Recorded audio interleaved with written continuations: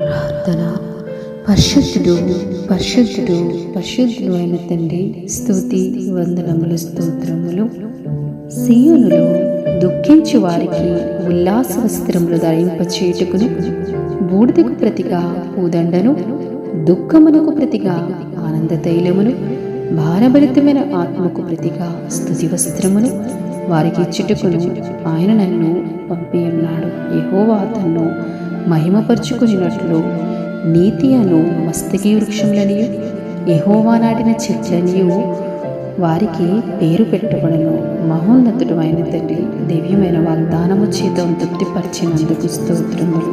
తండ్రి, నిన్ను నమ్మిని ప్రభువా, నిన్ను ఆశ్రయంగా చేసుకున్నారు. తండ్రి, నీ నామ మహిమార్థమై నీ ప్రియబిడ్డల జీవితాల్లో దుఃఖాన్ని తొలగించండి ప్రభువా. ఏ విషయంలో దుఃఖపడుతున్నారో తండ్రి, వారి దుఃఖమునకు ప్రతిగా ఆనందమును దయచేస్తానంటున్నారు.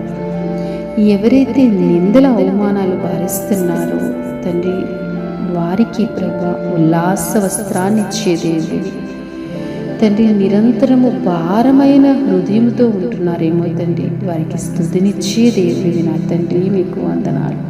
నీ నా మహిమార్థమై నీ ప్రియబిడ్డల జీవితాల్లో ఘనమైన కార్యాలు జరిగించండి.